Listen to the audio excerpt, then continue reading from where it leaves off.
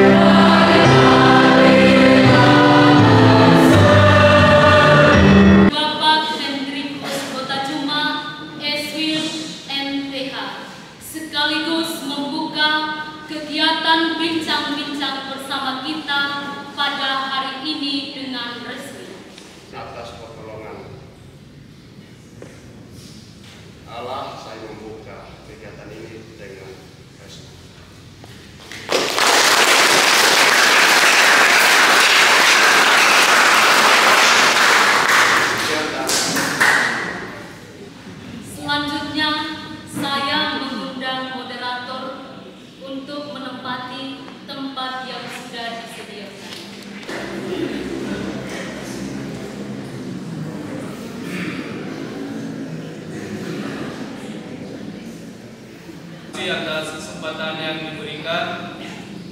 Para narasumber yang saya hormati, Pak Ternabas sebagai pastor paroki, sekaligus sebagai narasumber, Romo Agus yang juga di kampus sebagai wakil rektor 1 bidang akademik, yang juga saya hormati, Pak Tersil sebagai dosen lintas prodi di Unika Wetimula yang sama saya hormati, Bapak Ibu Dewan Pastoral Paroki Santa Maria Assunta yang sempat hadir bersama demonstrasi pembina umat dan para undangan tokoh masyarakat, suster, bruder, dan juga para mahasiswa yang sama saya hormati dan saya kasihi.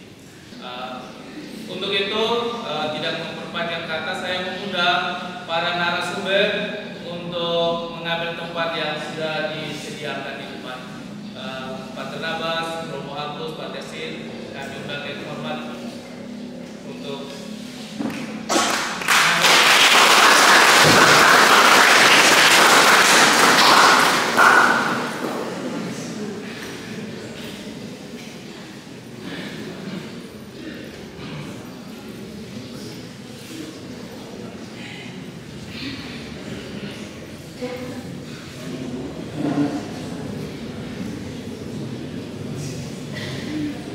baik, ini telah hadir di depan kita 3 narasumber yang akan membantu kita untuk membedah tema yang terpampang di depan kita. Sedikit saya memperkenalkan lagi para narasumber ini, CV singkat dari para narasumber.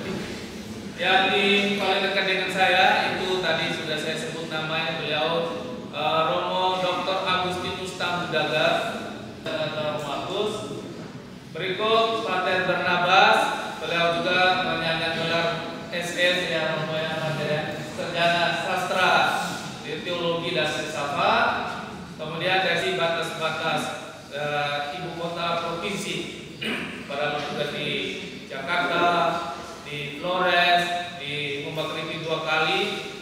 Artinya belajar dari pengalaman masyarakat itu sudah cukup makan garam. Pak Ternabas punya keprihatinan dan perhatian terhadap pendidikan dan iman anak itu sangat konsen dan luar biasa. Kita tepuk tangan untuk Pak Ternabas. Berikut yang di sebelah paling ujung kanan, Pak Tersilvester Musa, JSSR, SSMA. Beliau studi psikologi pendidikan di Universitas Gajah Mada, Yogyakarta. Baik, kita akan mulai. Satu pertanyaan pertama ya, bagaimana gambaran tentang pendidikan dan kehidupan umat di masyarakat atau di Sumba khususnya menurut Romo? Tadi didapat oleh Pater, kemudian beberapa dan Pater. Soal profil atau gambaran tentang perkembangan pendidikan di Pulau Sumba ini, baik pendidikan informal, pendidikan formal maupun non formal. Silakan Romo Agus, saya beri kesempatan. Tidak ada mic. Baik, terima kasih. Saya berpandangan bahwa akhir-akhir ini orang Sumba yang mau sekolah itu semakin banyak. Itu hal yang membahagiakan, ya. Dibandingkan ketika saya masih kecil atau ketika saya masih SMA, ada yang cuma tamat kelas 2 SD, ada yang tamat kelas 1 SD, dan seterusnya. Tapi akhir-akhir ini semakin banyak orang Sumba yang semakin banyak keluarga yang mau menyekolahkan anaknya, baik dari jenjang dasar SD, di SMP, SMA, bahkan di perguruan tinggi. Bahkan pula semakin banyak orang tua yang memasukkan anaknya di pendidikan anak usia dini, ya, makin banyak. Sehingga kami di Unika itu mulai mendirikan program studi pendidikan anak usia dini. Jadi ini hal yang menggembirakan. Jadi dengan melihat semakin banyaknya anak-anak yang sekolah, saya berpikir bahwa semakin banyak keluarga Katolik yang sadar akan pendidikan. Meskipun kalau sadar itu tidak cukup, ya, bahwa orang sadar itu penting dibandingkan kalau orang tidak pernah merasa bahwa pendidikan itu penting atau tidak sadar akan pendidikan. Setidak-tidaknya sudah banyak orang tua yang berusaha untuk menyekolahkan anak. Itu pertama. Yang kedua, semakin banyak anak-anak yang mau bersekolah juga. Bahkan kalau kita dengar cerita, ketika ada orang tua yang mencoba menghalangi anak sudah dengan inisiatifnya, dengan usahanya mau bersekolah, ya, mau bersekolah, dan perlu kita tingkatkan, ya. Memang kalau kita melihat statistik pendidikan, ya, statistik pendidikan setidak-tidaknya statistik pendidikan Sumba Barat Daya 2023 itu yang masuk SD itu banyak sekali.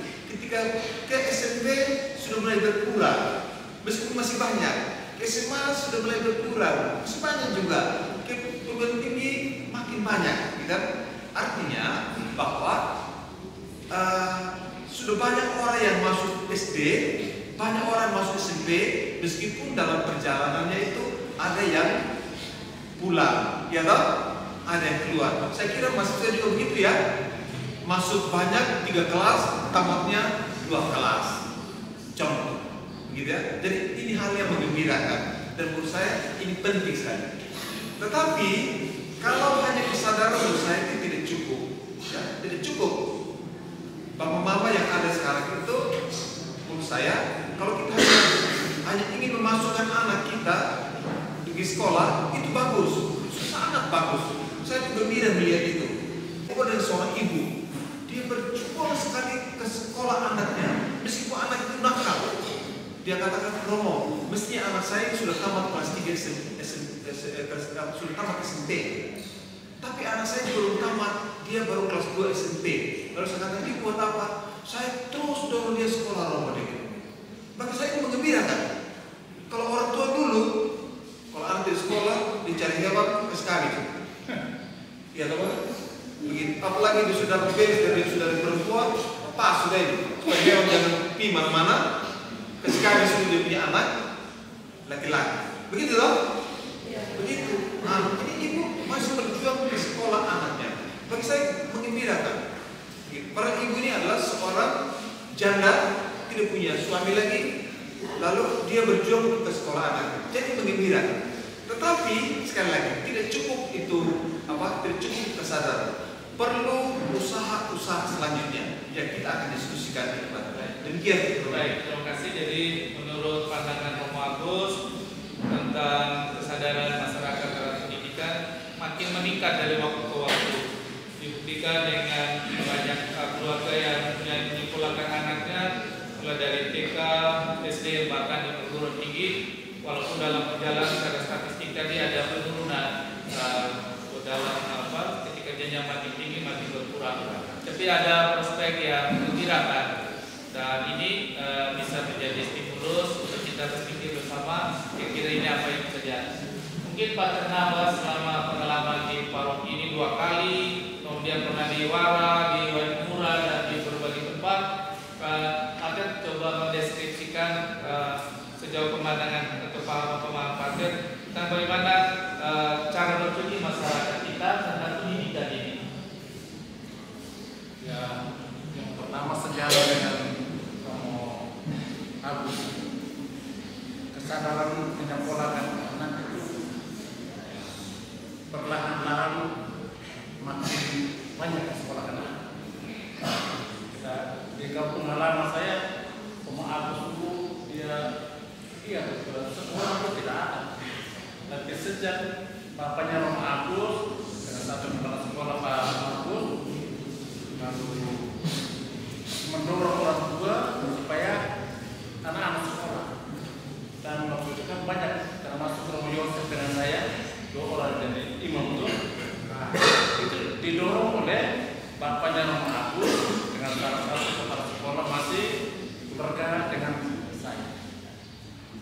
Ya di mana-mana, di Jewa kesadaran menyekolahkan anak itu sangat tinggi.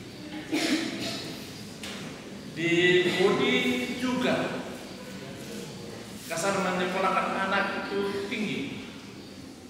Tetapi itu banyak juga di sekolah. Nanti kalau kedatangan penyelidikan ekonomi itu, nanti setelah saya tanya ini tanda tangan, lagi saya tanda tangan. Kalau dia pakai anting, itu rambutnya kayak kan dia di sekolah. Dan banyak yang sekolah, banyak di sekolah, itu tanda tangan. Ya, menurut saya di Budi ini butuh waktu. Kita mendorong banyak warga supaya menyekolahkan. Memang sudah banyak, tapi ada banyak itu anak-anak yang tidak. Lalu karena kesadaran juga itu menyekolahkan anak atau anak sekolah sangat kurang, maka banyak juga hal-hal yang rawan. Nanti dilakukan oleh anak-anak kita yang tidak sekolah atau putus sekolah di tengah jalan. Saya sampai di situ. Baik, terima kasih. Artinya Pak Terabas melihat memang satu sisi sependapat dengan apa, tetapi juga ada fakta bahwa di beberapa tempat khususnya di Kodi masih banyak anak yang juga tidak sekolah dan berdampak pada ada banyak hal lain, misalnya kasus-kasus kriminal, terjadi kerawanan, itu karena mungkin dari segi sumber daya manusia masih terbatas. Mungkin kita akan maju lebih dalam lagi. Kita mendengar dari Pak Tersil, mungkin yang disampaikan oleh narasumber pertama dan kedua, trennya sudah positif, sudah bagus. Tetapi menurut Pak Ter, jika dibandingkan dengan standar kita bandingkan dengan daerah lain, supaya kita walaupun saat ini sudah ada tren, tetapi kita melihat bagaimana tren kita ini kalau dibandingkan dengan daerah lain, kita sudah sampai level mana sekarang. Supaya kita juga lebih melihat apa yang harus kita buat ke depan. Silakan Pak Ter. Baik, terima kasih Romo Mikael. Ya, seperti yang disampaikan oleh Romo Agus dan Pak Ter Ternaga tadi, bahwa sekarang ini kesadaran orang tua untuk menyekolahkan anaknya itu sangat tinggi dalam arti membiayai anak. Tapi kalau kita lihat mutu, kalau kita baca ya berita atau penilaian terkait dengan mutu pendidikan, itu boleh dikatakan bahwa kita di Sumba ini masih tertinggal untuk level NTT. Ya, untuk level NTT itu boleh dikatakan kita di Sumba ini itu masih tertinggal dibandingkan dua pulau besar lain, yaitu Flores dan Timor. Dan kalau kita membaca data-data misalnya hasil ujian, ya, itu selalu 10 besar kita belum pernah dengar bahwa ada sekolah di Sumba ini itu yang masuk 10 besar, baik negeri maupun swasta. Tapi pernah 40 besar, ya, 40 besar. Nah ini di NTT saja, itu saja kita sudah boleh dikatakan kalah bersaing, ya, boleh dikatakan kalah bersaing. Tapi kalau saya lihat tadi kecenderungan orang tua untuk menyekolahkan anak itu memang makin hari itu makin tinggi. Tetapi pertanyaan besar yang harus kita ajukan itu adalah apakah orang tua atau keluarga itu hanya memasukkan anak di sekolah atau ada peran lain yang paling penting, yang paling mendasar yang harus dilakukan oleh orang tua atau keluarga. Baik Pak Ter, saya pikir itu nanti pertanyaan. Jadi kita di dalam diskusi kita selanjutnya. Dari Pak Ter menanggapi menjawab pertanyaan saya tadi, jika dibandingkan di level regional di NTT dari segi mutu pendidikan kita di Sumba, kita masih kalah dari kabupaten-kabupaten lain yang ada di Nusa itu berdasarkan berbagai data survei, hasil ujian nasional dan lain sebagainya. Di satu sisi dua narasumber menyampaikan trennya sudah makin baik, tetapi dari segi kuantitas, dari segi kualitas kita masih kalah sudah bersaing dengan teman-teman dari kabupaten lain. Baik, tentang ini saya beri kesempatan pada peserta, ada yang mau menyampaikan pertanyaan, tanggapan, atau memberikan satu sharing atau testimoni tentang poin ini, tentang bagaimana profil pendidikan kita di Pulau Sumba atau khususnya Sumba Barat Daya dulu. Silakan peserta, kalau ada yang mau memberikan tanggapan, ya silakan Ibu sebut nama ya. Ya, terima kasih banyak atas kesempatan yang diberikan kepada saya. Nama saya Helena Rinimete, berkaitan dengan rendahnya pendidikan khusus di SPD, pada umumnya di SPD. Itu mungkin berawal dari pada umumnya orang tua yang sekarang ini yang mempunyai anak itu pendidikannya sudah rendah memang, sehingga kalau kita yang ada yang mungkin sudah tersebar di sekian wilayah dari mahasiswa, mereka mungkin melihat itu bisa terjadi ada kemajuan untuk memberikan peluang kepada anak-anak mereka. Ada contoh tadi kami pengumuman di SD, terus saya katakan demikian. Kalau di rumah itu anak salah siapa yang salah? Guru pasti kan. Saya tanya orang tua, iya mama, guru yang disalah. Berapa jam guru mengajar pada anak-anak? Kalau kami guru mengajar itu mendidik anak-anak itu paling kurang dari jam 10 sampai dengan jam 1 atau jam 12. Orang tua salahkan guru, dari guru salahkan orang tua. Mari kita ambil jalan tengah, kita sama-sama perhatikan anak ini, memberikan peluang untuk mereka sekolah. Jangan sama kita orang tua, begitu banyak orang tua yang tidak mengenyam pendidikan. Akhirnya bagaimana mereka punya kesadaran untuk memberikan peluang kepada anak-anak itu kecil sekali. Mama menyetujui ya bahwa masih sudah trennya bagus, kemudian tapi dari segi kualitas masih terbatas. Iya. Mama sudah lebih jauh sampai melihat faktor penyebabnya itu karena orang tua tidak berpendidikan, sehingga kadang-kadang orang tua lupa tanggung jawabnya. Orang tua menyalahkan guru, guru menyalahkan orang tua. Nanti sebentar kita akan diskusi tentang ini, ya. Oke, baik. Saya setuju itu. Ya, baik Bapak, terima kasih. Silakan tadi yang di belakang, Bapak. Ya, kalau boleh berdiri ya, soalnya kita ini agak terlalu. Dalam satu keluarga Katolik, mereka lebih cenderungnya masuk ke pesta. Tetapi saya tidak tahu apa yang menjadi alasan itu. Apa karena makan daging? Apa karena pesta di situ? Pesta-pesta untuk bagaimana kita membahagiakan pribadi. Tetapi di sisi lain saya sebagai penanggung jawab juga di tingkat stasi berpendapat begini. Saya kadang sampaikan dalam pengumuman di gereja bahwa sesungguhnya Tuhan sudah memberikan kita waktu dari hari Senin sampai dengan hari Sabtu untuk kita mencari nafkah. Tetapi hari Minggu itu adalah hari waktunya kita untuk bersyukur dan pergi ke gereja untuk minta lagi berkat kepada Tuhan supaya kita bisa diberi kesempatan lagi minggu ke depan, bulan ke depan, bahkan sampai tahun ke depan. Saya ini namanya interaksi model gitu. Baik, saya pikir pertanyaan awal untuk mengajak kita untuk berpikir bersama untuk melihat bagaimana profil atau gambaran tentang pendidikan dan kehidupan iman umat kita di uskupan atau di paroki ini kurang lebih sudah kita dengarkan, dan saya pikir kita semua setuju ya.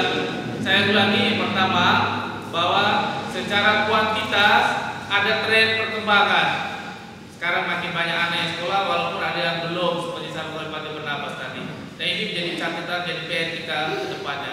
Kemudian secara kualitas, seperti saya katakan bahwa kita itu masih kalah bersaing dibanding dengan daerah-daerah lain. Ini poin yang harus menjadi kita sadari untuk kita pikirkan jalan keluar. Kemudian tadi soal kehidupan beriman, ada keluarga Katolik yang pada hari Minggu justru tidak ke gereja, dia malah untuk pergi pesta dan alasan lain. Ini jadi keprihatinan kita semua. Nanti kita akan tunjukkan sebentar kira-kira langkah apa yang kita buat nanti sebentar. Baik, tepuk tangan dulu untuk sesi ini. Baik.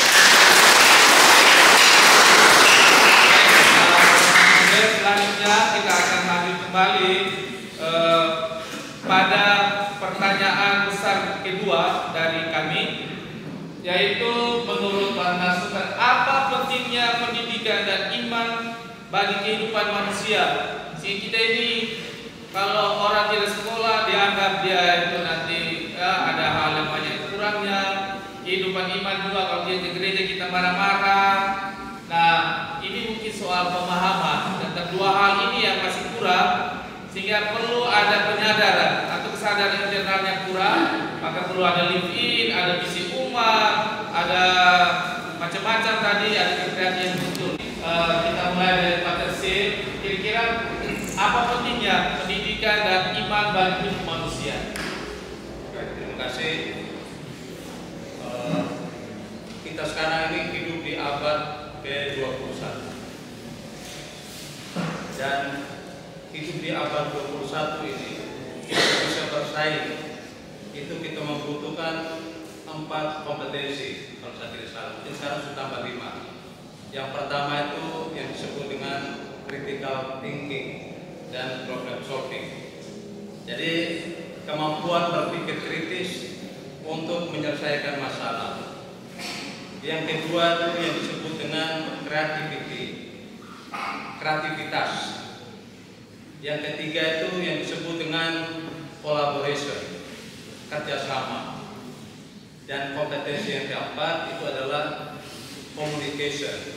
Jadi keterampilan berkomunikasi, dan sekarang ditambah dengan keterampilan digital.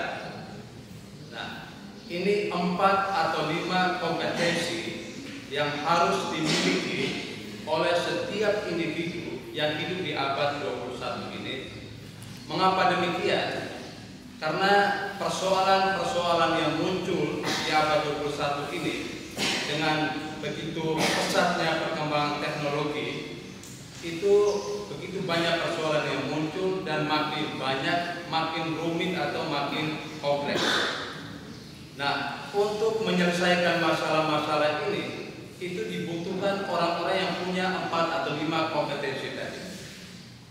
Nah, bagaimana kompetensi ini diperoleh? Dari mana anak-anak kita atau kita memperoleh 4 atau 5 kompetensi ini? Tentu dari proses pendidikan. Melalui proses pendidikan, dari pendidikan yang paling dasar sampai yang paling tinggi, itu diharapkan orang memiliki 4 atau 5 kompetensi ini. Tanpa pendidikan, saya yakin bahwa 4 atau 5 kompetensi ini itu tidak akan dimiliki oleh anak-anak kita. Dan kalau mereka tidak memiliki itu, bagaimana bisa menyelesaikan persoalan-persoalan yang muncul begitu banyak dan makin rumit. Sebagai fondasi gereja, masyarakat dan lain sebagainya, tetapi keluarga itu bisa bertahan kalau ia berakar dalam iman. Dan kalau iman yang berakar, walaupun ada banyak tantangan, banyak masalah, itu masih bisa bertahan, masih bisa berkembang, masih bisa optimis. Jadi keluarga-keluarga memiliki iman itu penting, termasuk juga dalam keluarga tentu individu yang beriman, itu yang harus disampaikan oleh Pak Benar. Itu Romo menambahkan tentang 2 hal ini, tentang apa pentingnya iman dan pendidikan bagi hidup manusia. Silakan Romo Agus. Oke, terima kasih. Apa yang dikatakan Pak Tersir itu hal yang betul, ya, hal yang betul. Saya mempunyai penelitian khusus tentang 4 hal yang disampaikan Pak Tersir untuk Kabupaten Sumba Barat Daya. Saya melakukan penelitian itu, dan sampai hari ini sejauh penelitian saya itu menyimpulkan bahwa porsi 4 kompetensi yang dimaksud Pak Tersir tadi itu menurut hasil penelitian saya itu tergolong rendah di Sumba Barat Daya, masih rendah. Begitu. Saya mencoba melihatnya dari dalam kaitan dengan kompetensi kemampuan guru, ya bisa dipahami karena secara kompetensi masih banyak guru punya kemampuan sedang dan masih boleh dikatakan rendah juga dari penguasaan kompetensi, gitu. Tapi itu analisis ilmiah, gitu. Jadi kita masih pada fase itu, gitu. Tetapi bagaimanapun itu pendidikan sangat penting untuk kita untuk antisipasi hal-hal yang kita butuhkan pada masa akan datang. Ini bapak-bapak, adik-adik semua, saya katakan, orang sekarang itu sudah berpikir tentang masa akan datang, bukan berpikir tentang masa lampau. Orang sudah masih banyak berpikir tentang masa lampau. Bagaimana tuh gali kubur, kespindah tulang, itu kan masa lampau, bukan tidak penting, penting. Tapi hampir seluruh sumber daya ekonomi itu habis untuk hal-hal seperti itu. Apakah ada sumber tidak misalnya yang berani membuat perubahan, misalnya belisnya cukup 5 ekor, berani tidak? Supaya anak sekolah belis cukup 5 ekor, begitu. Atau masih minta 20 ekor, 22 ekor, 30 ekor. Kalau itu masih ada, ya saya harus coba juga. Budaya itu tetap perlu dipertahankan. Tapi kalau itu masih ada, anak pasti masuk sekolah dan pasti mundur. Mengapa? Minta sekolah dan tidak punya sekolah kita. Ini bukan saya pertama. Yang kedua, saya melihat dari sudut pandang orang tua. Pakar Berdata sudah mengatakan bahwa tahun ini kita akan bicara tentang tanggung jawab keluarga dalam pendidikan. Kalau kita membaca dokumen-dokumen gereja, baik itu familiaris konsorsium disebut oleh Pak Het tadi, itu maupun berbagai dokumen gereja, bahkan kita hukumkan ini untuk apa? Itu kita katakan ini, bisa saya kutip satu kali ya. Orang tua berkewajiban sangat berat dan punya hak primer sekuat tenaga untuk mengusahakan pendidikan anak. Ini hak primer Bapak Ibu. Hak primer artinya apa? Hak dasar. Bapak Ibu tidak punya hak, tidak punya kewajiban untuk sekolah kan itu. Bapak besar punya anak, saudara laki-laki punya anak, tapi punya kewajiban pertama-tama sekolahkan anak kandung sendiri. Karena itu dipercayakan Tuhan. Itu hak primer, hak mendasar. Banyak orang tua yang tidak memberikan hak primer ini kepada anak-anak. Hak primer anak itu dialihkan ke peci. Ya tidak? Alihkan ke peci, moke, daging anjing, daging babi, daging kerbau, rokok, judi. Hak-hak primer anak ini dialihkan ke sana. Sehingga hak primer ini yang mestinya diterima oleh anak itu dikasih orang tua. Yang berdosa siapa? Orang tua yang berdosa, karena dia tidak memenuhi hak primernya. Maka saya pikir pendidikan itu penting sekali untuk itu, tetapi tanggung jawab orang tua itu penting untuk memberikan hak anak yang paling dasar. Saya ingat ya, tujuan perkawinan itu kelahiran anak, kemudian pendidikan anak. Dan itu Bapak Ibu untuk ucapkan di sini. Bagaimana kemudian baru lahir anak pertama sudah lupa? Sudah lupa dong? Bahkan baru lahir itu sudah teringat lagi. Baik, terima kasih Romo Agus sudah mengeksplorasi lebih dalam sampai kepada bertanggung jawab pada generasi yang dititipkan Tuhan melalui keluarga itu. Romo Agus sudah melangkah lebih jauh, nanti akan juga kita bahas ke depan. Tapi dari ketiga narasumber ini menegaskan bahwa pendidikan itu penting bagi manusia selain untuk menghadapi perkembangan yang abad 21 yang memiliki karakteristik yang sangat kompleks, yang menuntut kita harus memiliki 5 kompetensi. Kemudian juga pendidikan itu untuk memanusiakan manusia, untuk membedakan mana yang baik, mana yang tidak baik. Dengan kecerdasan yang dimiliki, dia bisa merencanakan hidupnya dengan lebih baik, lebih mandiri. Dan ini juga melekat hak dasar, hak asasi pendidikan itu dilindungi oleh undang-undang. Saya pikir ini, kemudian soal iman tadi Pak Abbas mengatakan iman itu penting. Iman itu kalau bertumbuh dalam iman, dia menjadi fondasi yang kuat bagi hidup manusia. Baik, saya beri kesempatan kepada para peserta untuk menyampaikan pandangannya tentang pentingnya iman dan pendidikan bagi hidup. Jangan dulu terlalu jauh tentang siapa yang bertanggung jawab bagaimana itu nanti sebentar. Nah, ya, silakan Suster Melki atau ada lagi. Ya, kita dengar dari Melki. Setelah itu Suster dan Sister pengalaman di TK mohon dibagikan supaya peletak dasar ini dari selain pendidikan informal di rumah tapi di TK. Megi silakan, setelah itu suster baru Pak. Nah waktu itu ketika dia tamat dari SMA, saya sarankan dia supaya dia kuliah. Nah beliau menanggapi apa yang saya sarankan, dia mengatakan begini, buat apa kita kuliah? Sedangkan pada akhirnya kita nganggur. Banyak sekali anak-anak orang-orang sarjana yang nganggur. Maka saya tanggapi apa yang dia jawab, apa yang dia berikan kepada saya. Saya menanggapinya seperti ini. Dalam berpendidikan itu kita tidak seharusnya kaya. Lalu dalam berpendidikan yang paling utama itu adalah membentuk karakter.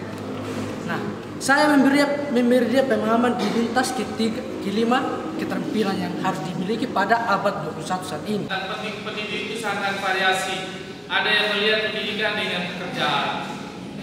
Ya, saya pikir itu dulu. Kemudian Pak Melki berusaha untuk meyakinkan dia bahwa pendidikan itu penting.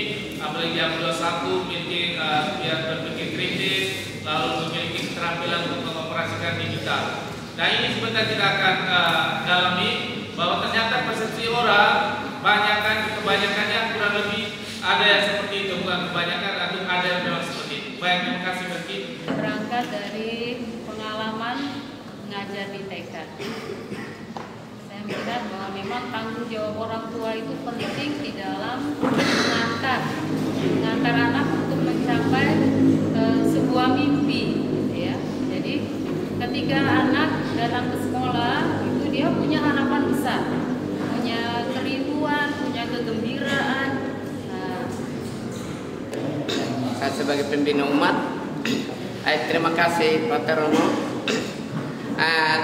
Kalau saya bertolak dari penyampaian tadi itu ada dua hal.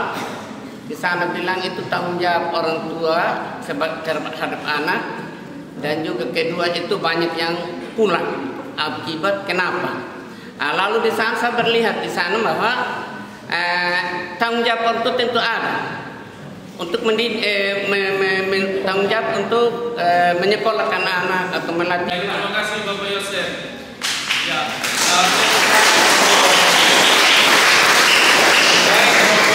Ambil suster Bapak Ibu, pertanyaan kedua tadi kita sudah dalami dan kita semua setuju bahwa pendidikan dan iman itu penting bagi hidup manusia. Apalagi di zaman sekarang ini yang bisa mengubah pendidikan dunia ini hanya lewat pendidikan. Saya mengakhiri sesi yang ini dengan ungkapan dari Nelson Mandela, pakai bahasa Inggris tapi saya pakai bahasa Indonesia. Pendidikan itu adalah senjata untuk mengubah dunia. Kita sumber daya alamnya boleh kaya raya, tetapi sumber daya manusianya rendah. Potensi sumber daya alam itu tidak bisa digunakan untuk kesejahteraan kita manusia. Maka oleh karena itu, mari kita perhatikan pendidikan, karena hanya melalui pendidikan bisa mengubah masa depan atau nasib atau keberadaan hidup kita. Mencintai anak, mencintailah pendidikan dan kehidupan imannya. Oke, saya pikir itu sudah. Berikut, sekarang kita melihat perkembangan dunia yang sudah maju, sudah era abad 21, 4.0, 5.0. Sementara realita di lapangan, kita masih banyak persoalan tentang bagaimana kesadaran orang tua dalam tanggung jawab pendidikan anak, bagaimana profesionalisme guru, kemudian juga ada pihak-pihak stakeholder yang terkait dengan pendidikan dan iman. Itu yang menjadi perhatian. Lalu ini ada pertanyaan selanjutnya, kira-kira siapa yang bertanggung jawab terhadap pendidikan anak? Nah tadi sudah dinicil, sudah disampaikan oleh beberapa narasumber dan kita semua, dan perlu kita pertegas bersama lagi di sini. Nah ini saya mulai dari Pak Nabas, Pater, menurut Pater, siapakah yang paling bertanggung jawab terhadap pendidikan dan iman anak atau manusia sendiri?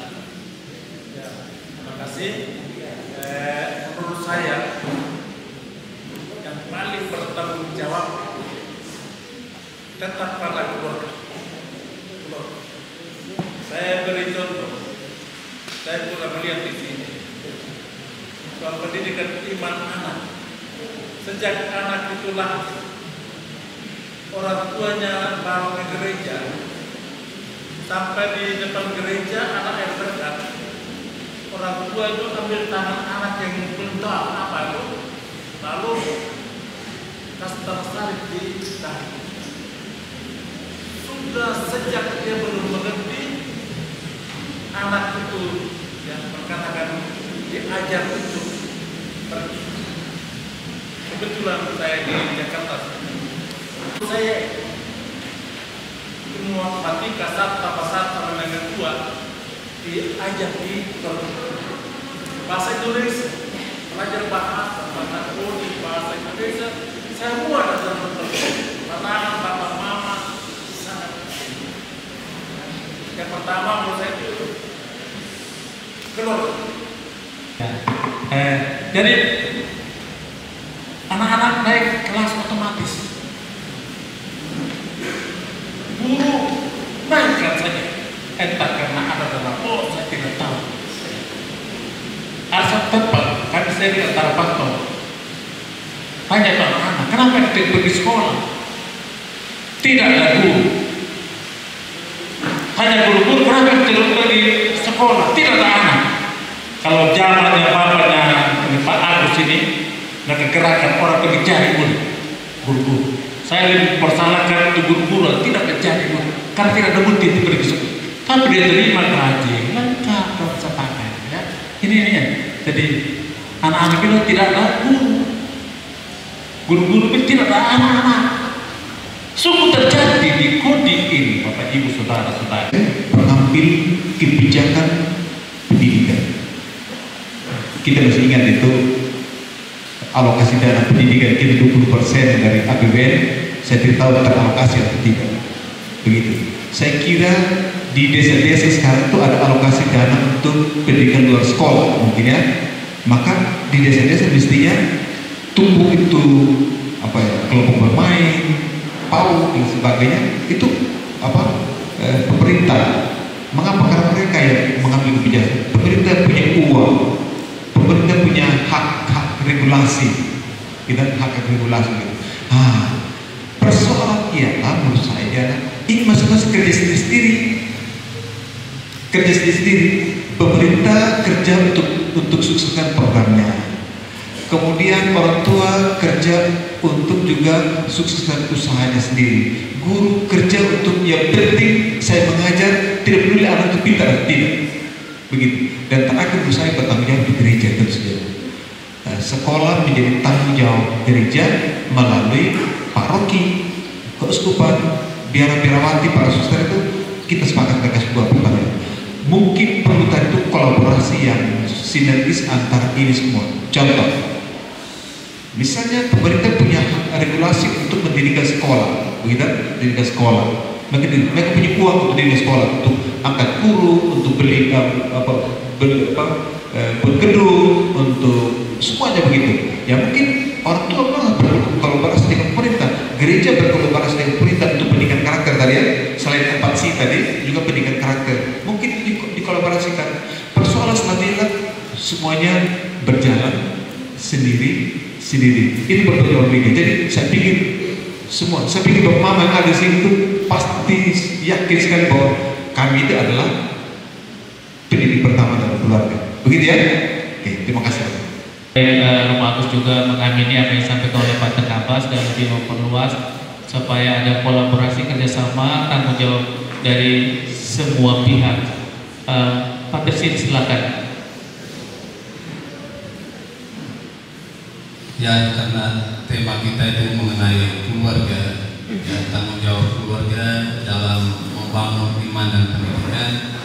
Jadi sebenarnya fokusnya adalah keluarga. Jadi dari sisi perkembangan ya, kalau dalam psikologi perkembangan itu, apakah itu pendidikan karakter, apakah itu yang berkaitan dengan akademik, itu modal dasarnya itu dibentuk dalam keluarga. Ya, dalam keluarga, pendidikan karakter itu kan usia PAUD itu, ya, itu di keluarga. Demikian juga dalam hal kemampuan berpikir yang sekarang literasi, numerasi, ya itu. Jadi literasi dan numerasi itu merupakan modal untuk belajar. Jadi kalau anak-anak kita literasi numerasinya rendah, itu berarti dia tidak punya modal yang cukup untuk belajar. Dan menurut penilaian internasional PISA itu Program for International Student Assessment, itu mengukur kemampuan anak usia 15 tahun. Dan Indonesia itu, kalau saya tidak salah ngomong, Agus bisa koreksi mungkin, itu urutan ketiga atau keempat dari belakang, ya, sangat rendah untuk secara nasional. Nah, bagaimana tanggung jawab keluarga? Ya, itu adalah kebanyakan, tidak semua, kebanyakan orang tua menyekolahkan anaknya, dan untuk bisa baca, untuk bisa hitung, untuk bisa tulis, itu urusan guru. Padahal mamanya sarjana, bapaknya nyaris sarjana, kakak pertamanya SMA, kakak keduanya itu SMA kelas 1, kakak ketiganya itu SMP kelas 3, dan semua mereka adalah orang-orang yang bisa menulis, bisa membaca, dan bisa berhitung. Pertanyaannya, mengapa dalam keluarga itu ada adiknya, anaknya usia SD kelas rendah, beri tugas kepada kakaknya, engkau ajar dia menulis, engkau ajar dia berhitung, engkau ajar dia itu membaca. Tapi kalau itu diserahkan saja kepada guru, itu tidak mungkin. Karena apa? Karena yang bahagia, senang, gembira ketika anak itu berhasil, itu adalah orang tua, bukan guru. Lalu kalau guru anak itu tidak bisa baca, tidak bisa tulis, tidak bisa berhitung, lalu guru cubit atau pukul dengan kadar yang normal dalam rangka pendidikan, ya, ada beberapa kasus di berbagai tempat, mungkin di Sumba ini orang tua protes bahkan mengancam guru.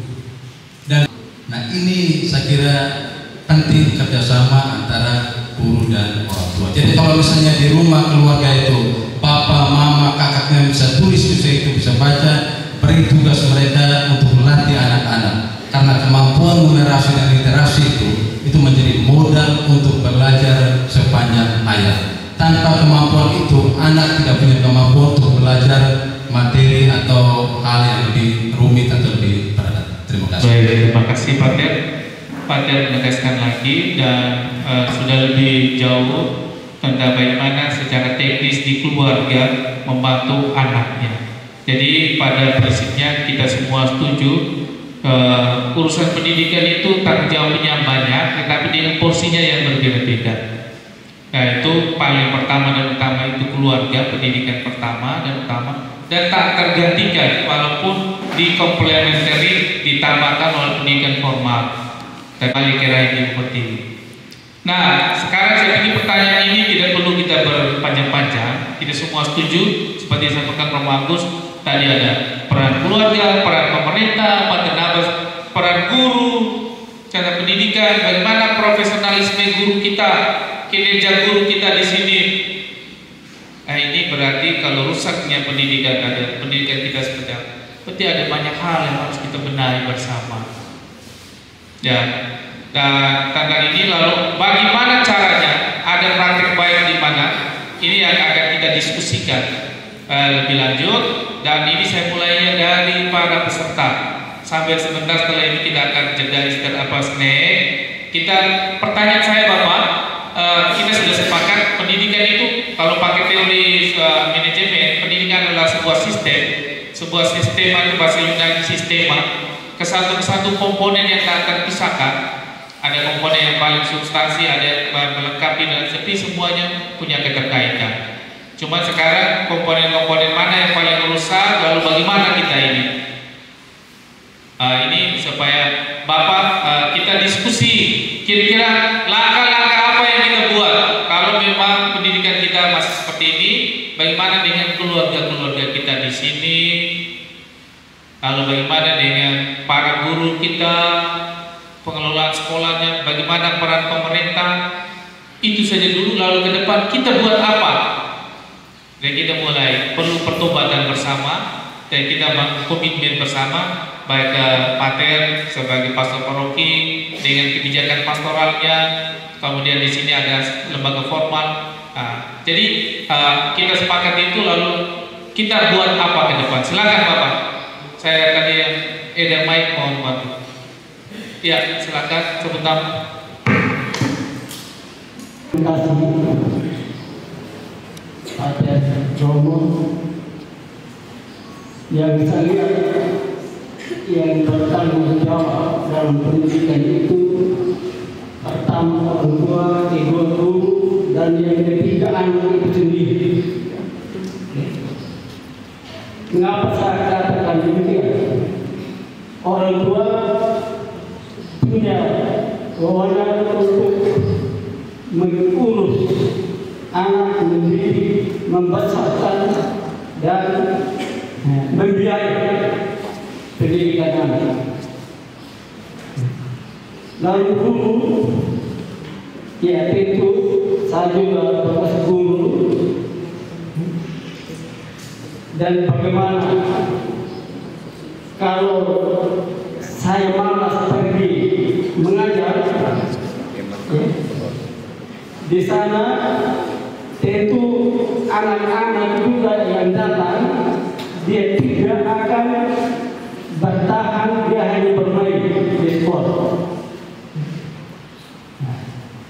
Lalu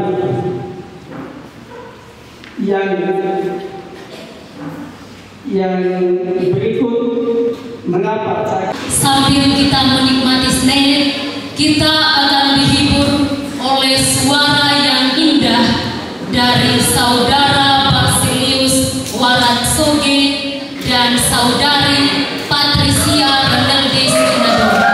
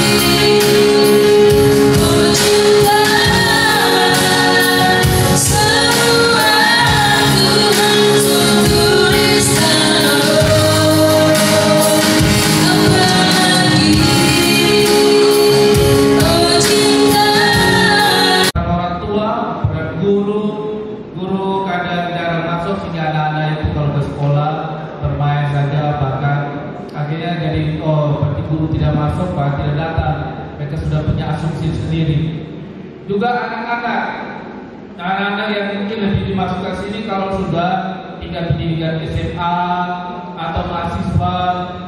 Anak-anak ini orang tua mengharapkan yang terbaik, tapi anak-anak itu justru menunjukkan sesuatu yang sebaliknya. Datang tidak bawa ijazah, malah bawa cucu. Tamu amal, tamu indah supaya memperlemah ke orang tua itu jadi bingung. Nah, sekarang kita ingin memperdalam ini. Kira-kira bagaimana tanggung jawab keluarga berdasarkan pengalaman keluarga di lingkungan sekitar kita. Ini kapasitas sebagai mungkin ada aparat desa, ada sebagai pastor paroki, kemudian juga sebagai pengurus basis. Tolong sharing kira-kira bagaimana praktek hidup berkeluarga di tempat kita ini. Ya mungkin ada positifnya, ada praktik baik, juga ada keluarga-keluarga yang mungkin perlu diberi pencerahan, kesadaran untuk mulai lebih menyadari tanggung jawabnya sebagai keluarga. Baik, saya beri kesempatan. Tadi ada bapak yang dari Kedivil tadi belum sempat selesai dan saya potong. Bapak boleh lanjutkan lagi. Bagaimana peran keluarga. Kemudian dari Kerepeka ada bapak guru di sana. Kita semua bertukar pikiran. Kalau di bagian yang guru, mohon guru juga ngomong. Jangan perasaan kalau ada dosa itu mengaku saja tidak apa-apa. Demikian juga kalau pengalaman berikut. Lalu sebentar yang bagian anak itu akan diberi kesempatan kepada anak. Kita lanjut dulu, Bapak. Saya lupa. Silakan Bapak Yosef. Oh, Bapak Yosef, silakan Bapak. Baik. Baik, tolong kita. Garis kedewasaan itu aku pada mereka. Kami sebagai peran sebagai orang tua dan sebagai keluarga, kami hanya memotivasi dari belakang dan menyiapkan apa yang menjadi kebutuhan tuntutan ilmu bagi mereka. Barangkali sampai di sini saja yang saya perlu sampaikan. Terima kasih untuk pada sore hari ini. Sekian dan terima kasih. Kode ini daerah pariwisata angkara kereta besar ini dari tadi kalau ini coba ada SD SMP juga bagus supaya beri kesaksian betul tidak ini orang tua bilang anak-anak supaya diadu di depan kita ini mana yang paling benar. Ya, ini anda bertanda. Baik, berikut ya silakan dari RPK Pak Paul. Sebagai guru SD, Bapak melihat fenomena atau persoalan di SD itu bagaimana? Baik, terima kasih. Kalau tadi dikatakan bahwa itu tanggung jawab biaya administrasi segala macam hidup itu orang tua, itu benar. Tapi di pihak lain ada juga beberapa orang tua yang menurut saya kurang perhatian. Contohnya saya sebagai guru SD dan ini menjadi pengalaman yang saya lalui dari tahun ke tahun. Dekat-dekat ujian pas SD. Kenapa guru yang dijemput? Padahal itu diumumkan bahwa tanggal sekian harus diisi. Nah, berarti saya lihat di situ, saya analisis bahwa orang tua itu tidak punya tanggung jawab terhadap pendidikan anak dan bahkan iman anak. Karena lebih banyak bergaul dengan lingkungan yang tidak sehat. Nah, lalu menjadi pertanyaan, kira-kira siapakah yang bertanggung jawab terhadap permasalahan ini? Kalau memang itu orang tua, guru, gereja, pemerintah, mari kita duduk sama-sama. Mari. Karena ini adalah pengalaman dari tahun ke tahun. Masanya Mama Ibu Lena sebagai kepala sekolah itu hal yang seperti itu yang selalu dan akan panjang saat ini. Karena ketika kami tanya kepada anak kemana, tidak tahu lagi kemana, dan dia tahu sama, tekad berbuat. Apakah itu orang tua mampu mendidik iman anak dan mengarahkan anak dalam pendidikan? Belum. Mungkin pengalaman saya ngomong sekian. Terima kasih. Poin yang saya penting menarik di sini, Bapak Jo mengajak tanggung jawab siapakah? Keluarga, orang tua, guru, pemerintah, gereja. Mari kita duduk bersama. Jadi ini kami hanya memberikan rangsangan, stimulasi, dan setelah kita tahu ini, kira-kira ini menjadi tanggung jawab bersama. Mungkin kedepannya siapa yang boleh memulai untuk mengundang kita duduk bersama.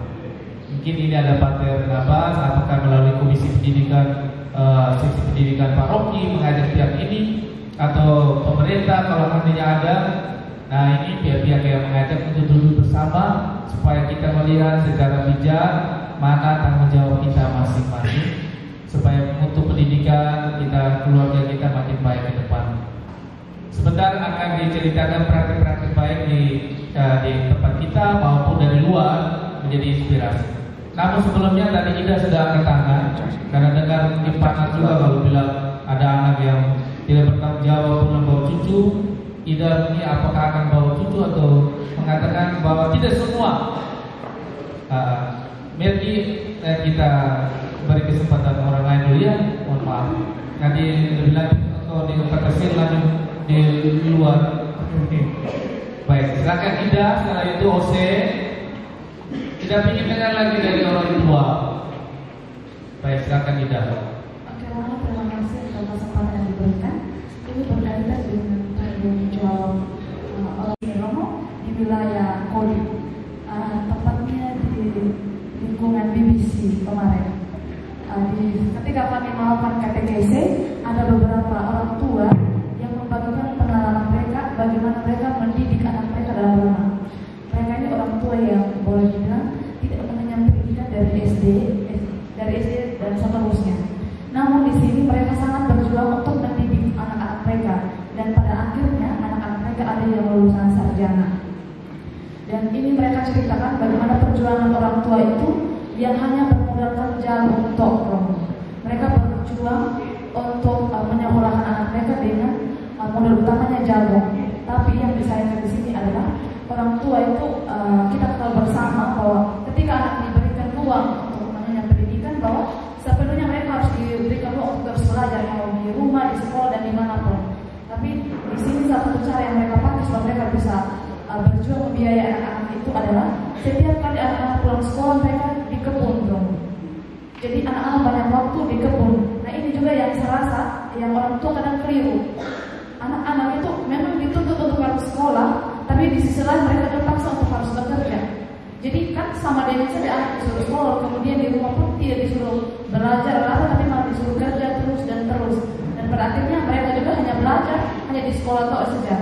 Dan pada akhirnya mereka lulus, pemahaman juga sama saja, tidak ada yang berubah, tidak ada yang berkembang.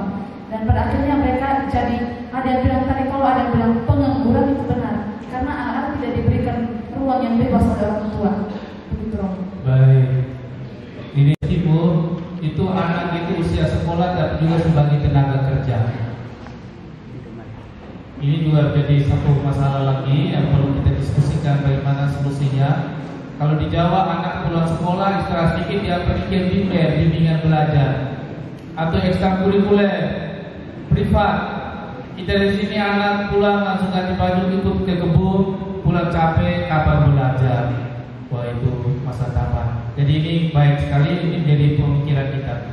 Silakan Ose, to the point saja. Terima kasih Romo atas kesempatannya. Sebagai pengantar, Bapak Mama, manusia itu mempunyai beragam kebutuhan. Bertolak dari teori Maslow, saya mau mengatakan kepada Bapak Mama bahwa kadangkala Bapak Mama selalu mengabaikan kebutuhan anak. Yang pertama, Bapak Mama selalu mengabaikan kebutuhan fisiologis anak, kebutuhan dasar anak itu, kebutuhan makan minum, kebutuhan akan kesehatan.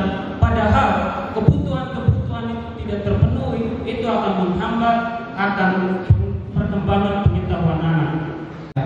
Tentang bagaimana kondisi keluarga dan pengaruhnya terhadap kecerdasan anak, dan bagaimana profil keluarga yang menjadi ikut pendidikan kita di Pulau Sumba ini. Tapi itu bagian terakhir dari moderator. Silakan di belakang ada Bapak. Ini anak menyalahkan orang tua menyalahkan guru menyalahkan orang. Ini menarik ini. Kita ungkapkan semua supaya setelah itu kita lihat bersama. Tidak untuk kita sampai keluar. Ini kita lihat posisi masing-masing lalu kita buat apa ke depan. Kalau tidak dikenal maka tidak dilayani.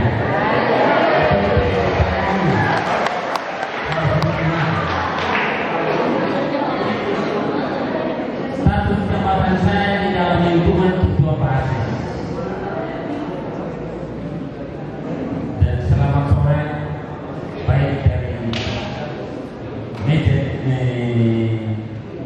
penyiar tema dan juga para semua kali peserta. Dan itu khusus kali sebagai keluarga, sebagai orang tua, karena sore hari ini sangat menarik di setiap lingkungan juga pada setiap stasi. Bapak, mohon maaf saya interupsi. Apakah ada pertanyaan? Kalau ya, terima kasih. Ada pertanyaan belum? Ya, bisa langsung saja atau ada pertanyaan kepada Bu pertama. Dengan adanya kegiatan ini, apakah Romo masih bersedia 3 bulan ke depan Itu pertanyaan.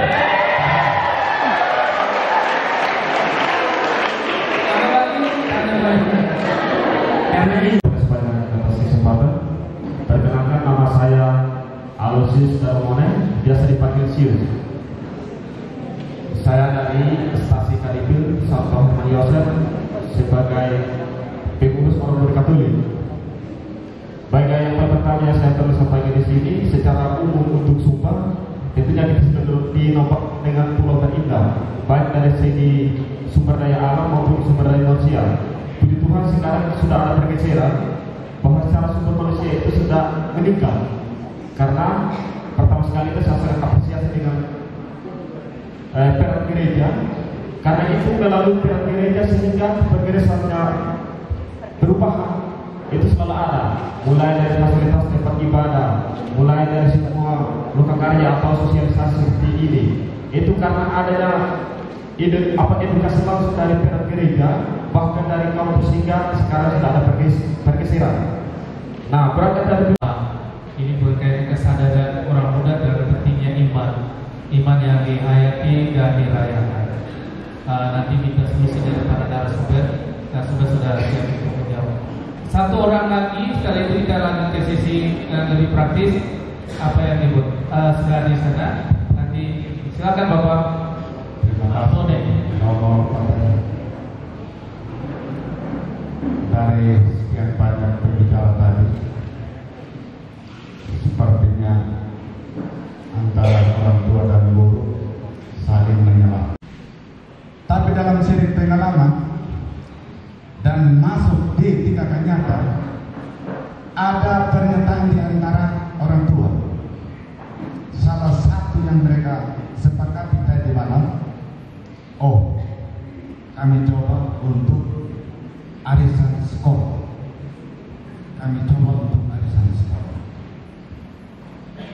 Dan saya lebih tegaskan lagi, saya ini adalah orang pertama yang masuk di arisan sekolah.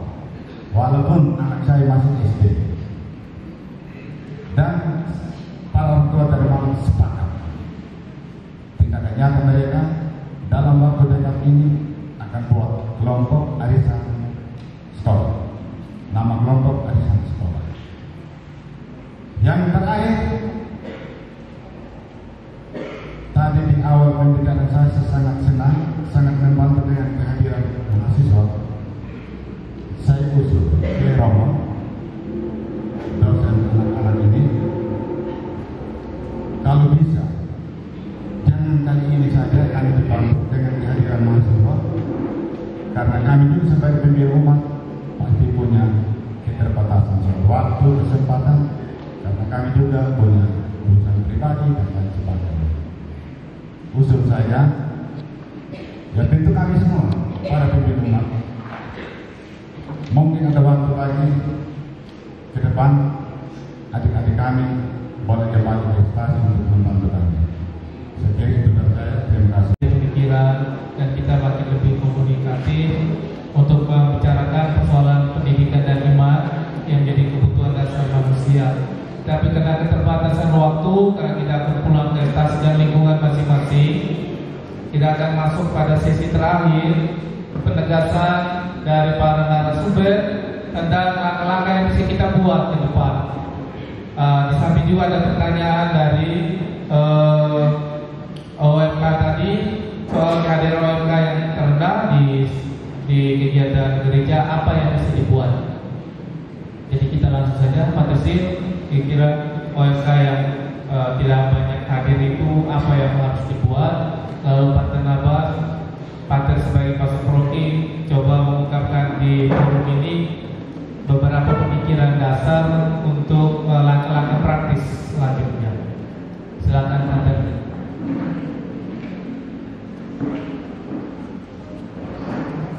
Baik, terima kasih. Kami pernah membuat penelitian mengenai partisipasi. Saya pernah membuat penelitian itu mengenai partisipasi remaja dalam kehidupan gereja. Jadi usianya itu remaja OMK. Ternyata itu ditentukan oleh beberapa faktor, yaitu pertama pengetahuan, yang kedua itu keterampilan. Contoh sederhana, kalau misalnya kita ingin OMK itu ikut terlibat dalam latihan core, ya toh, latihan core, biasanya orang yang bisa menyanyi dan tahu menyanyi not, baca not, itu mereka yang hadir. Sedangkan yang tidak tahu itu minder, tidak percaya diri. Ya. Demikian juga misalnya lektor, pemazmur, petugas-petugas lain. Maka yang paling penting sekarang itu adalah pemberdayaan. Pemberdayaan itu penting sekali. Mereka punya pengetahuan, mereka punya keterampilan. Kalau mereka punya pengetahuan, mereka punya keterampilan, mereka percaya diri untuk tampil dalam berbagai forum, dalam berbagai kegiatan yang diselenggarakan oleh stasi atau profil. Dan kalau mereka tidak punya pengetahuan, tidak punya keterampilan, biasanya mereka tarik diri, minder, tidak percaya diri. Mereka mau, tapi pengetahuan kurang. Mereka mau, tapi keterampilannya kurang. Oleh karena itu penting sekali pemberdayaan OMK dalam beberapa hal yang membuat mereka itu bisa terlibat dalam kegiatan OMK, yaitu terkait dengan OMK. Saya singgung sedikit ya, mengenai apa yang dikatakan oleh Bapak Yosef tadi. Praktek baik, ya, praktek baik yang saya alami di kampung saya di Flores dulu terkait dengan kontrol sosial yang diungkapkan oleh Romo Michael tadi.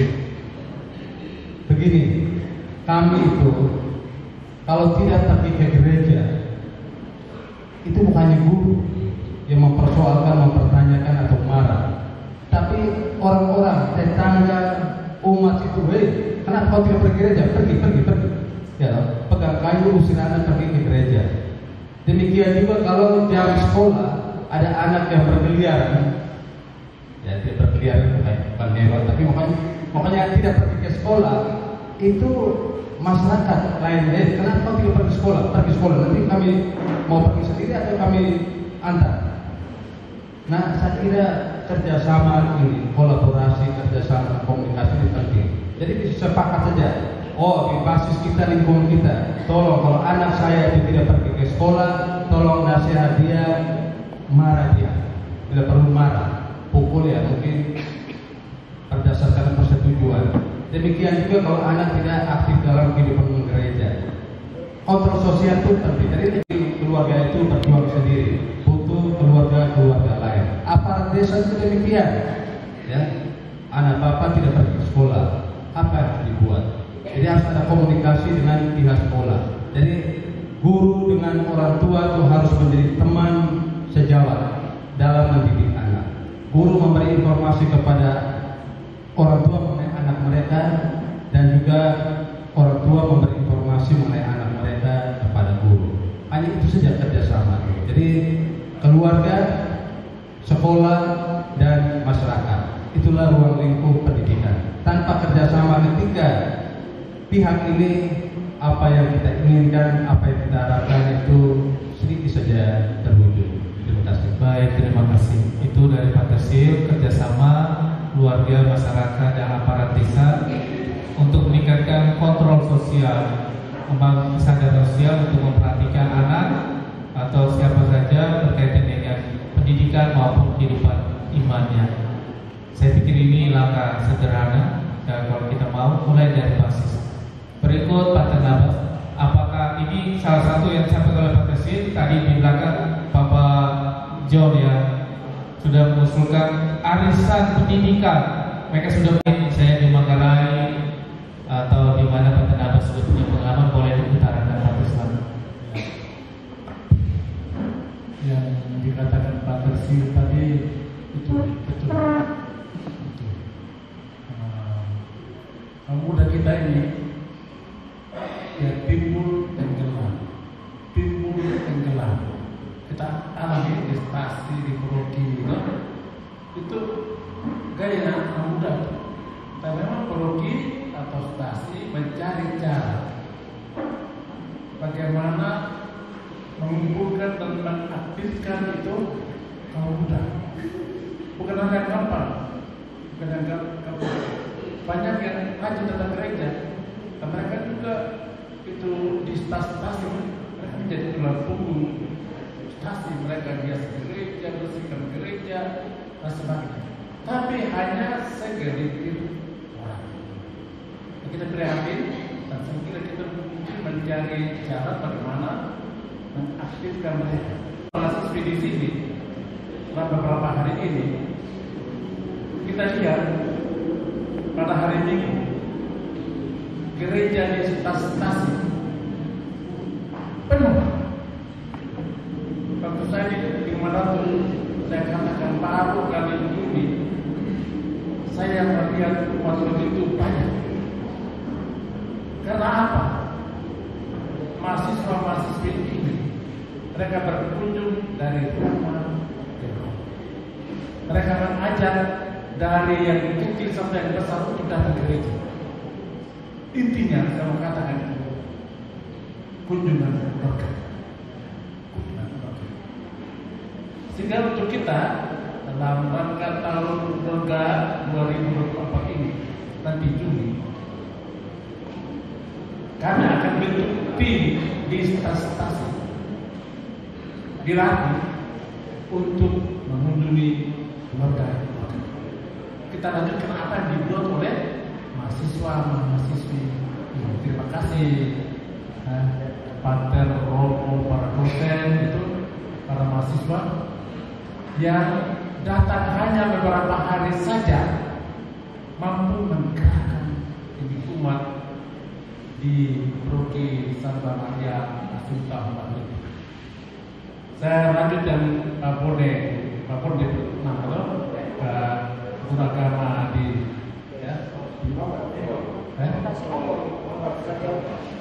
Tombol ya. Sangat mendukung. Di beberapa stasi itu saya mengajak orang-orang Kodim untuk masuk operasi supaya bisa menyimpan.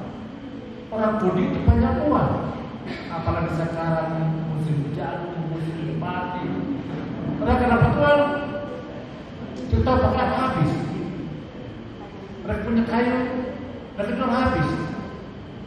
Mereka tidak memikirkan masa depan. Saya kira itu contoh dari stasi Tombol dan membentuk arisan itu pendidikan itu. Nah, kita di stasi mari kita ajak umat kita dulu. Biar kecil, kita mulai dari kecil nanti akan jadi besar. Sangat perlu. Saya kira itu sejalan saya sampaikan. Baik, terima kasih Pak Tenamas. Terakhir dari Romo Agus beri penegasan tentang apa yang kita bicarakan, ke langkah-langkah praktis apa yang bisa dibuat mulai di basis, lingkungan, stasi, dan di paroki. Terima kasih Bapak Mike. Memang mengajak orang muda itu gampang-gampang sulit ya. Gampang sulit. Orang muda ini kan kadang-kadang moodnya itu kalau dia ada moodnya bagus, mood itu dia hilang. Betul tidak? Betul. Begitu ya. Betul. Tapi satu hal yang menurut saya pasti ada pada semua orang muda itu mereka suka dengan kegiatan-kegiatan yang menarik. Ya, kegiatan-kegiatan yang menarik. Maka ketika saya ikuti sinode di Usman perasaan bagi perasaan dan pikiran. Dan software dari manusia itu perangkat kerasnya itu anggota tubuh kita, tapi perangkat lunaknya adalah pikiran, perasaan, dan iman. Semakin mendalam, semakin halus, dan iman itu justru pengaruhnya makin besar untuk menopang perasaan dan pikiran. Orang yang punya otak tapi tidak punya hati itu sering buat masalah. Tapi orang yang terlalu pakai hati, perasaan, baperan, itu juga kelas hidup paling menderita. Baperan. Maka untuk menetralisir perlu iman untuk membuat kita makin lebih jadi pribadi yang kuat, kokoh, tegar, dan bisa lebih optimis. Kemudian untuk pendidikan itu tidak ada tawaran, karena untuk mempercepat proses humanisasi menjadi manusia dan untuk optimalisasi potensi-potensi yang ada dalam diri manusia. Menurut Dirgantara maupun Ki Hajar Dewantara itu hanya melalui pendidikan, dan pendidikan itu tidak saja pendidikan formal, tapi mulai pendidikan informal di rumah, di peran masyarakat, dan pendidikan formal di sekolah. Jadi dua hal ini sama penting bagi hidup. Kalau mencintai masa depan anak, mencintai anak kita, cintailah pendidikan dan kehidupan berimannya. Kemudian bagaimana langkahnya, caranya, itu pendidikan dengan porsinya masing-masing seperti saya sebut. Ada peran keluarga, fondasi Ecclesia Domestica, pendidik pertama dan utama, kemudian juga peran para stakeholder, para pendidikan formal, para guru, kepala sekolah sebagai top leader. Itu juga bagaimana pengelola sekolahnya profesional, dia bisa mengkoordinasi semua sumber daya yang ada untuk mencapai tujuan pendidikan yang sudah ditetapkan dalam visinya. Kemudian bagaimana peran pemerintah, peran yang membuat regulasi, peraturan, dan peran masyarakat kontrol sosial. Saya pikir ini langkah-langkah praktis. Kemudian untuk membantu biaya pendidikan, bagaimana dengan arisan, dan juga kita belajar menghemat seperti diusulkan Partai Nafas. Tidak hanya menghabiskan apa yang kita punya untuk kepentingan yang konsumtif, tapi investasi pendidikan. Karena pendidikan itu juga kalau kita tidak biar kerbau, tapi kita menyekolahkan anak, kalau dia menjadi orang, dia bisa beli kerbau lebih banyak lagi. Itu kemudian kontrol sosial itu penting. Seperti saya bertasir, kalau ada anak yang bolos tidak ke gereja, orang tua harus merasa prihatin dan semua. Kenapa tidak sekolah? Bahkan contoh lain di tempat lain, kalau guru tidak masuk, itu orang tua pergi protes bahwa anak itu pulang lebih cepat untuk bantu kerja. Tadi cerita dari Ida, ini menjadi problem di NTT, anak sekolah sama dengan tenaga kerja. Tempat lain anak sekolah tugasnya belajar untuk menyiapkan masa depan. Ini hal-hal yang diungkapkan ini sekiranya itu contoh untuk kita terapkan. Mari kita terapkan bersama Bapak Ibu. Kemudian apabila ada hal yang tidak baik yang perlu kita perbaiki, ini mari kita bangun komitmen untuk bertobat, untuk menjadi penata hidup lebih baik lagi. Dan kami hadir di sini hanya sebagai membantu membuka pemahaman ataupun memberi dorongan motivasi yang sifatnya hanya sementara. Tapi selanjutnya mohon motivasi internal masing-masing umat dan keluarga harus diperkuat. Terima kasih untuk narasumber, untuk kesediaan waktunya. Mari kita berikan tepuk tangan sekali lagi.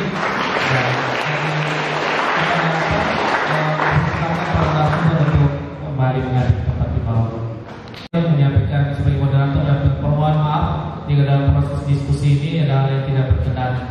Kemudian informasi sebelum saya serahkan ke MC, besok mahasiswa kita masih ada lagi refleksi jam 9 di sini.